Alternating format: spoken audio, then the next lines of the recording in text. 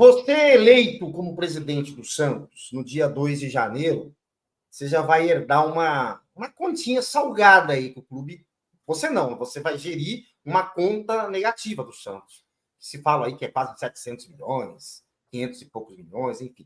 Primeiro, você já tem esses números, vocês como candidatos já sabem o tamanho da trolha que está vindo aí, com perdão da palavra, porque a gente está cansado de chegar um novo presidente e começar a ficar um ano falando só da gestão passada. Porque, cara, isso aí é uma coisa que você sabe aonde você está se enfiando, né? Se você for presidente do Santos, você sabe o que vem pela frente. Aí eu queria saber da tua experiência como empresário. Obviamente, você está falando do teu ramo de negócio. Eu não conheço, mas sei que é um ramo que mexe com muitos valores, né? Como levantar esse clube financeiramente? Porque você pode fazer um campeonato mais ou menos com um time assim e tal, mas se você não tiver grana, escopo para segurar, o time se desfaz, como se desfez nesses últimos 20 anos. Né? Olha, e aí o clube fica sem dinheiro e sem time. Mas como melhorar e levantar, tirar esse clube do buraco, cara? Olha só, os números disponíveis que nós estamos trabalhando. Então, a primeira coisa que eu quero falar é o seguinte: eu não acredito no eu acredito no nós. Nós vamos fazer alguma coisa. Eu, meu vice, os membros do comitê de gestão, e em paralelo nós estamos trazendo uma equipe quem somos nós aí? Quem somos nós? Uma equipe de consultoria, que são o time do Convocados. O Convocados é o César Grafietti, que é um especialista em financeiro, né? Foi ele responsável pelos relatórios do Itaú BBA das finanças dos clubes brasileiros. Eu tenho o Rafael Plastina, que é um cara de marketing, que trabalhou muitos anos no Ibope, foi gerente de marketing do Vitória. Eu tenho o René Pinheiro também, ele trabalhou na área de scouting na China há muito tempo. Ele levou o futebol, foi um dos primeiros pioneiros a chegar na China, foi gerente de marketing do Atlético Mineiro. Eu tenho o Rodolfo Kussarev, que foi CEO do Red Bull Bragantino, trabalhou no Flamengo, já passou pelo Santos. E tem o Roque Júnior, né? O Roque Júnior também, ele faz parte do Convocados, e ele traz a experiência de campo, porque nós precisamos falar com o campo também. Afinal de contas, nosso produto é futebol, né? Claro. E, em paralelo, nós contratamos o Dr. Rodrigo Castro. O Dr. Rodrigo Castro é um cara, é um dos autores da lei da Sociedade Anônima do Futebol, um especialista na Sociedade Anônima do Futebol. Ele, junto com o atual presidente do Congresso, Pacheco, né, e mais o deputado Portinhos, foram eles que implementaram a lei da Sociedade Anônima do Futebol. Então, ele é o cara que está preparando o nosso caminho, o caminho a SAF, para chamar de nossa, a nossa SAF, né? Então, isso é a nossa equipe que está trabalhando hoje esse momento do Santos. E o que a gente descobriu até dezembro de 22? Durante 10 anos, as receitas e as despesas do Santos, elas se comportaram de forma muito regular. Muito regular. E o que nós descobrimos num primeiro para a gente chegar naquilo que é o mais importante, que são como resolver os problemas do Santos, né? Porque a gente não pode ficar vivendo de adiantamento de receita, porque senão é um baita problema. Então, o que nós descobrimos? Que as receitas e despesas do Santos, elas cresceram, principalmente a de marketing, precisa ser dito que a equipe de marketing trabalhou muito bem, né? E que a bilheteria, o sócio-rei, com todos os problemas, também cresceu. Teve uma queda aí, né? Mas ele também apresentou um desempenho interessante, né?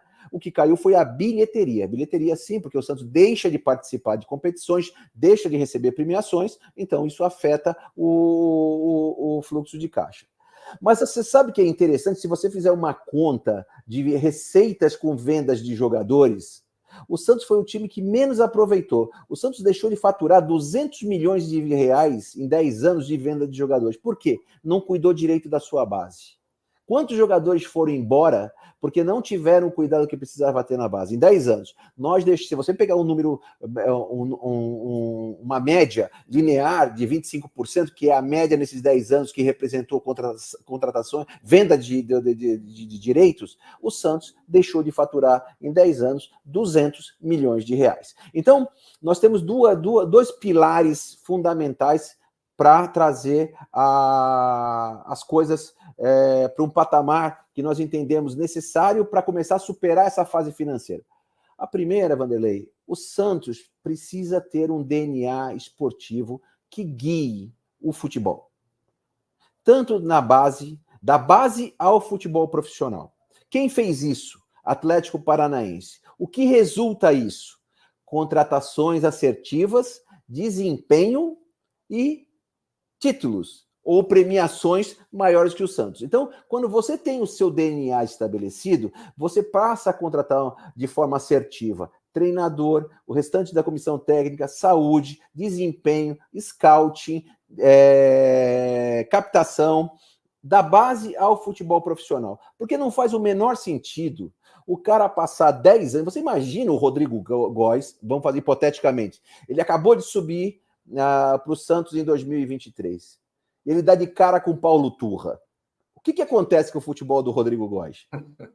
Não acontece nada. Né? Ele provavelmente, ou ele sairia do Santos, ou ele levaria muito mais tempo para amadurecer. E nós estamos falando de um jogador fora da curva. Imagina aqueles jogadores que têm potencial de ser negociados e que não são craques. Esses não se firmam no Santos. Nós passamos por isso várias vezes no Santos. Mas não é só no Santos, né? Isso aí é um problema do futebol brasileiro. Mas, olha, o caso do Rodrigo, por exemplo, foi um caso interessante. O Rodrigo foi dispensado no São Paulo. Sim, porque ele não tinha tamanho, né? Porque não tinha tamanho. Mas aqueles times que estão adotando o processo do DNA esportivo, que aí eu posso citar o Palmeiras, muito por imposição do Abel, o Flamengo, na época do Jorge de Jesus, e o Atlético por conta do Seagra, que é um cara que tem uma visão... Você pode odiar o Seagra, mas ele tem uma visão de futebol diferenciada. Então, o Santos precisa tratar a base como uma unidade de negócio, e esse DNA precisa guiar, ser o guia das contratações